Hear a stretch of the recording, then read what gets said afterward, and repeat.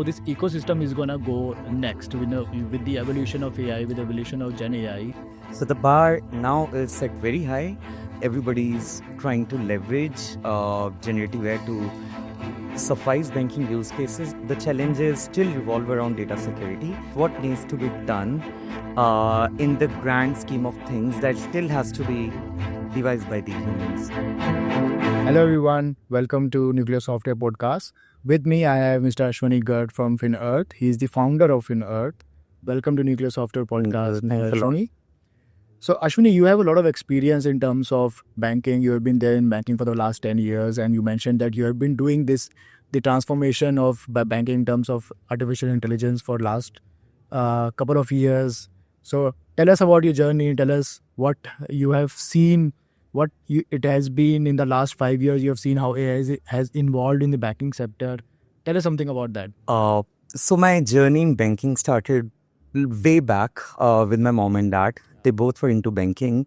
Mom just retired some while back. Dad retired long back. And that is where I got my exposure to. I have seen them getting transitioned from those big, bulky general ledgers inside a branch to the core banking, which happened in late 90s. Yeah. So that was the first revolution. I have kind of seen that right from the start. And it got me very much excited into the banking, and it got me into it at that time. And as soon as my college was over, I started working with Oracle, working on banking transformation projects for banks across Europe and Middle East.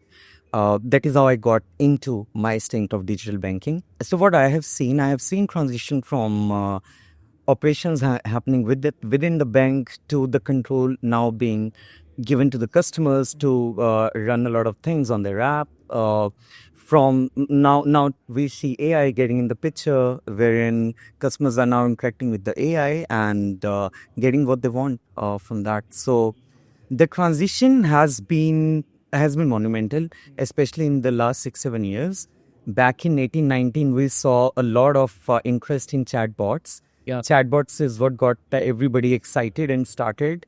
And I was part of the team which launched the first chatbot in India called Ria for SBI way back in 2018.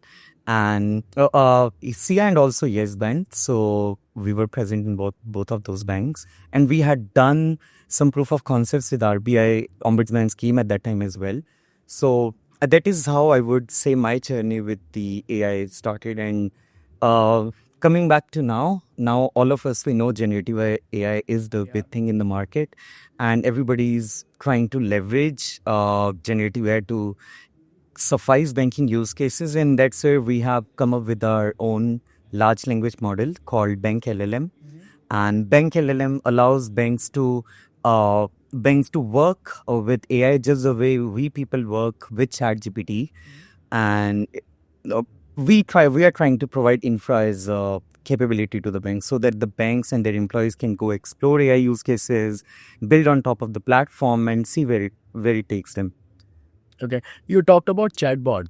Chatbot has been a buzzword, just like AI has been a buzzword for a couple of years now. Yeah. People now want more of a Netflix kind of an experience because you and I, as an end customer, are using Netflix day by day.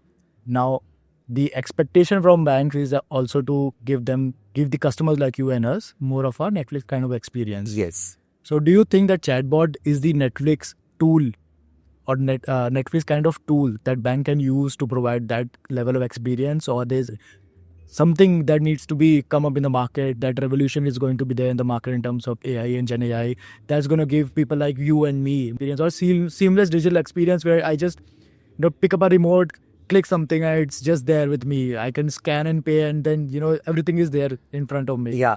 How is it going to go in the next, let's say, 3 to 5 years? So in next 3 to 5 years, as we were talking about chatbots, right? Initially, chatbots were solving very minimalistic use cases like what is my balance, and how much can I withdraw in next 2 days? Like very general basic use cases. What are the interest rates and all that.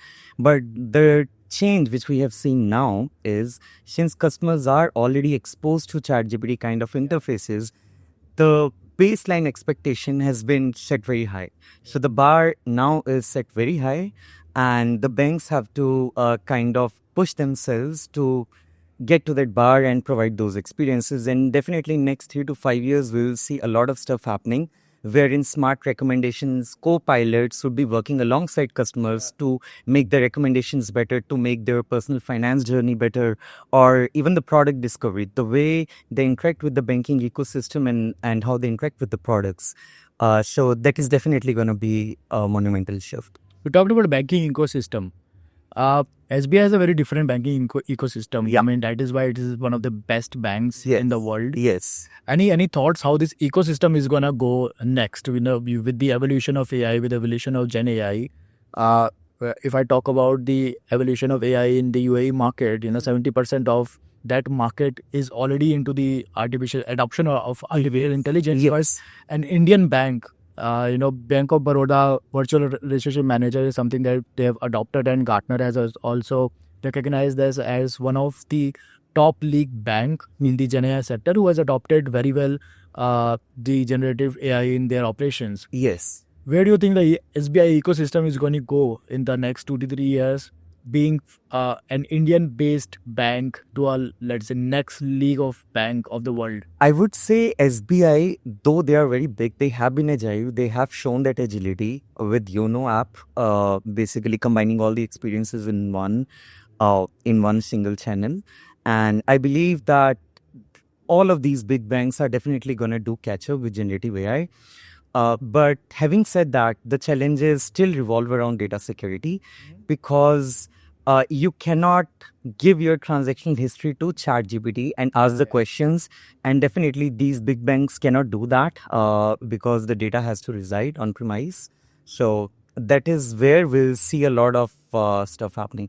Now, in terms of the banks, the adoption, we have to see whether it is going to be a centralized adoption, just the way UAE has done. I'll give you an example. What UAE has done as part of the Stargate project with the US. So what they have done is they have created centralized instance of ChatGPT.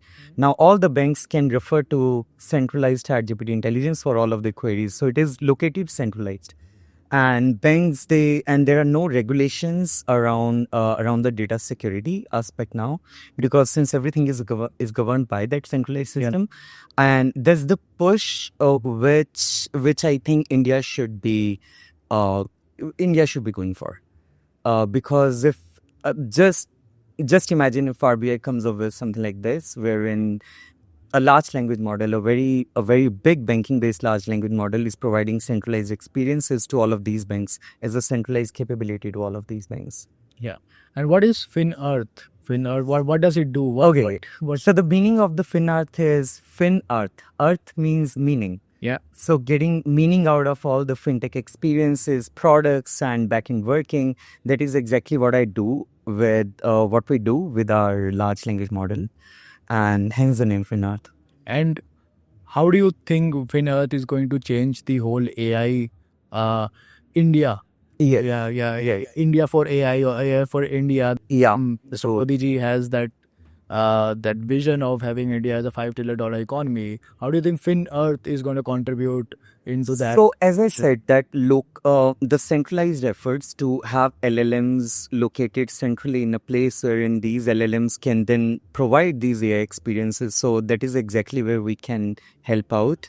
And we are definitely working in that direction so that we can have these centralized LLMs for all of these big players, for them to devise their experiences on top of it.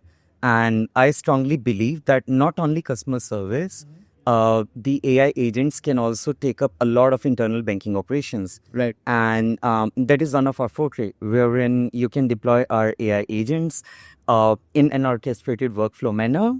In output of one is input to the next one. Have a human loop if you want to check what the output of the AI is. I think that is where we are going to see a lot of value. The operations, the entire operations getting transformed. Imagine RBI sending a circular to one bank that, okay, they're not happy with one or two functionings of that bank, and that bank is able to answer them in 2 or 3 minutes.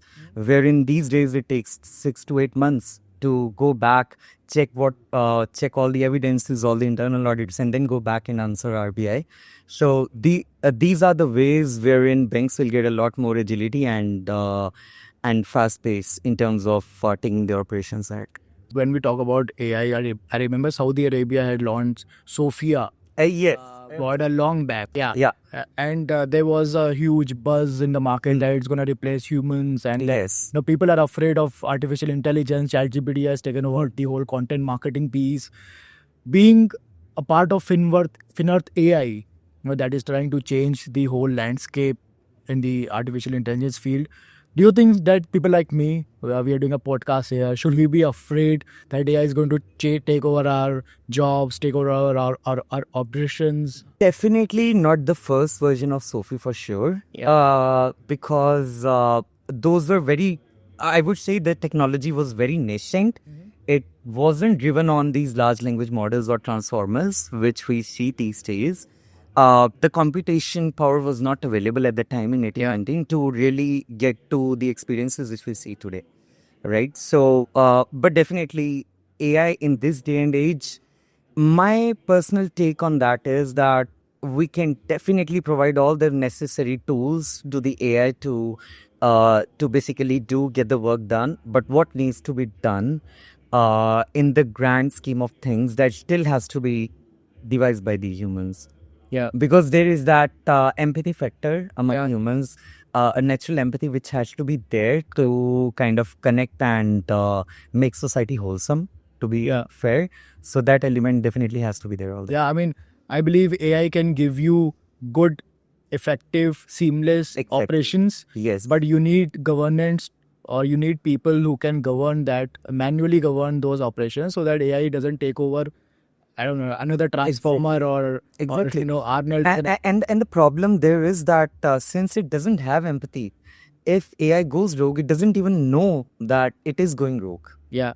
Right? Yeah. It is just code command. It is cold-blooded. It can turn into a cold-blooded murder. Yeah. Murderer, like. So that is why guardrails are very much important. Exactly. For each and every piece AI does. And that is where FinArth comes into picture. So what we do is we provide that ability to the banks to inject the human loop wherever necessary. Yeah. You get out of task one, review the task, and go to the next one. Okay. So in banking, there is a classical concept of maker checker. So when you go to a branch, you make a large deposit of say 150,000, 200,000, and then banks have to make the deposit. It has to be authorized by your branch manager or the next in command. So therein what we are thinking, that maker in this case could be AI, but checker should definitely be human, and that should never change. Absolutely. Thank you, Ashwani, for joining us today. Thanks a lot.